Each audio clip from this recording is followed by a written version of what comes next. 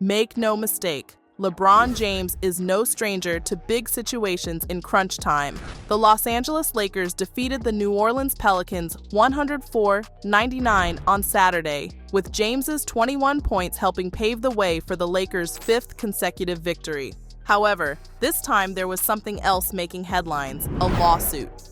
Before we dive into that, let's first start with that nail-biting shot. With 38 seconds left and Los Angeles leading by 1 point against its Western Conference opponent, James pulled up at the top of the key and drained a big three. He was able to pull out a oldie but goodie celebration after the shot went in, which sparked enthusiasm among the crowd at Smoothie King Center. James had not used the silencer celebration in a long time, but the King thought it was necessary to do so on Saturday. The Lakers once again performed admirably as a team. They shot 43.8% from the field and made 12 threes. Anthony Davis continues to play like the superstar they need him to be, scoring 30 or more points in 3 of his previous 5 games. Dalton Knecht, a rookie phenom, also had a career-best night, scoring 27 points and hitting 5 threes. Despite turning 40 at the end of December, James is still demonstrating that his clutch gene has not gone away. The Lakers have a terrific roster and some decent depth to work with that is now coming together, but James isn't slowing down in his quest of another NBA Finals appearance. And in the dying minutes of Saturday night's game, he demonstrated that he remains the most reliable scorer down the stretch, regardless of what team he plays for. James and the Lakers improved to 9-4 under head coach J.J. Redick, averaging 23.3 points, 8.6 rebounds, and 9.2 assists, with 5 triple-doubles. They will face the Utah Jazz at home on Tuesday in an NBA Cup showdown. Now turning back to that lawsuit. So, NBA star LeBron James is now under a different type of attention. Rob Grabo, a filmmaker and screenwriter, has filed a lawsuit against James, Netflix, and Spring Hill Company, alleging that they took portions from his original script, The Gift of the Game, to produce the Netflix film Res Ball, which debuted in September, according to TMZ. Grabo filed a 25-page complaint in a California federal court on Thursday, accusing the defendants of copyright infringement, breach of contract, and a number of other breaches. Grabo, the writer and director of the 2022 drama The Year of the Dog, claims that his plot revolves around a Native American high school student who leads his basketball team to the state title.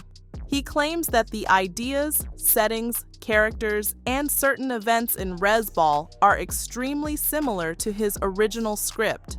Grabo's complaint argues that Res Ball, while allegedly inspired by a different novel, strongly resembles his script in numerous ways.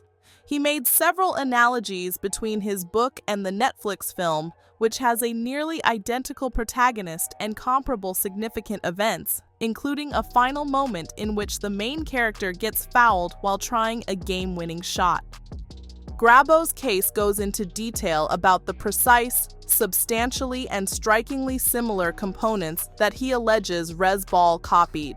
According to the scriptwriter, the two works have common basic themes of endurance and collaboration, as well as comparable emotional tones and pace.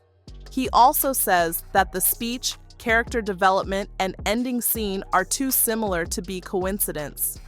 Grabo claims that in both works, the protagonist leads an underdog team, navigates a road of cultural importance, and meets a difficult obstacle during the championship game.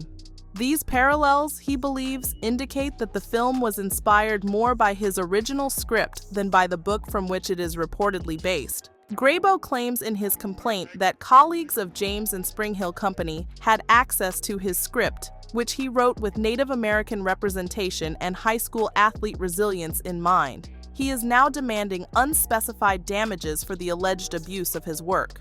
The action comes at a time when both Netflix and James are riding high on recent triumphs, notably Spring Hill's forays into sports and social media storytelling. Grabo's complaint questions Res Ball's original origins and whether its development adhered to relevant legal and ethical norms in adaptation. For LeBron James and Netflix, who are expanding their content impact, the lawsuit adds another degree of scrutiny to their endeavors. While neither James nor Netflix have reacted to the case, the conclusion could have far-reaching repercussions for content producers and filmmakers managing ownership and creative rights in the entertainment business. Another controversy to LeBron's long career. However, he isn't one to budge down, especially now that the Lakers have found their winning ways again, mostly due to new head coach J.J. Redick, who is experiencing his own first controversy in the league. Head coach J.J. Redick has led the Los Angeles Lakers to some impressive basketball performances this season. Even though this is his first year as a coach, the way the Lakers are playing makes it feel like he's been doing it for years. It was nice to watch Redick win his first game as a coach, and it may have been even better to see him receive his first technical, which occurred in their most recent game against the New Orleans Pelicans. Austin Reaves drove to the hoop and was struck by a couple Pelicans defenders, but no foul was called, and you can see Redick step over the announcer's table and say something to the official, prompting them to blow the whistle and give him a technical. Redick appears to be unafraid to express himself and support his side. Therefore, he will undoubtedly receive more technical fouls as the season goes. The Lakers are now 9-4 and 4th in the Western Conference, and head coach J.J. Redick has been brilliant thus far. One of the most important things he's done is unleash Anthony Davis, who is currently playing like the best player in the NBA. He's also allowed LeBron James the opportunity to not do too much on the court, but when he needs to, he switches into that mindset. The supporting cast, including Austin Reaves and Rui Hachimura, has performed admirably, and bringing D'Angelo Russell off the bench has also proven successful. If the Lakers can keep playing at this pace and stay healthy, they will remain at the top of the Western Conference for the season and surprise some who did not expect them to be so successful. The turnaround is admirable, and we might easily give credit to new head coach J.J. Redick or Father Time's biggest foe, LeBron James. But while we're at it, let's offer some love to Anthony Davis. Anthony Davis is averaging 31 points, 11 rebounds, and 2 blocks per game in 2024, and the frequently injured big player has only missed one of Los Angeles' 13 games.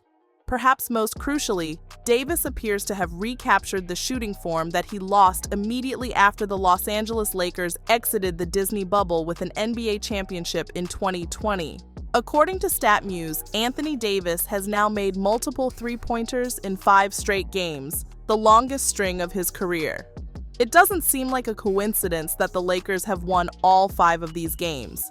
Davis is not only hitting multiple three-pointers in 5 consecutive games, but also at an abnormally high rate. AD has hit on 10 of 16 downtown tries over this 5-game period for a 63% conversion rate for those attempting to calculate the statistics in their heads. And he isn't the only Laker who has been shooting well from 3.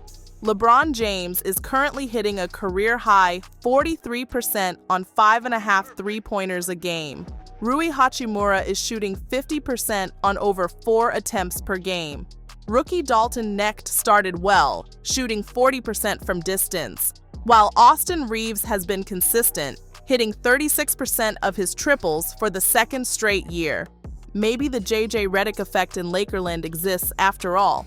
It only took the Lakers 1 season to hang a banner after acquiring Anthony Davis for a slew of picks and players in the summer of 2019, but LA has yet to return to the promised land, which seemed unavoidable after they proved they were the best team in the league during the bubble. However, since then, the findings have been inconsistent. Los Angeles has only made 1 return to the Western Conference Finals since 2020. When they were swept by the eventual NBA champion Denver Nuggets. They were eliminated in the first round of the playoffs twice and missed the postseason entirely in 2022. Time is running out for LA to hoist banner number 18. LeBron James will be 40 by the time 2024 comes into 2025, and he has already hinted that he may only have 1 or 2 seasons remaining after this one. Anthony Davis will be 32 by the end of the season, and he hasn't always been in peak physical condition. Unless Austin Reeves and Dalton Knecht continue to grow and become LA's version of the exciting Whites, this championship window may only last a year or two. It will be interesting to see if the Lakers are able to keep up their current form. What do you think? Will they be championship contenders this year? Can Knecht continue to grow during the season? And can LeBron and AD keep up this pace?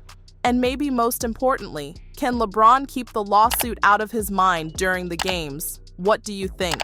Let me know your thoughts in the comments down below.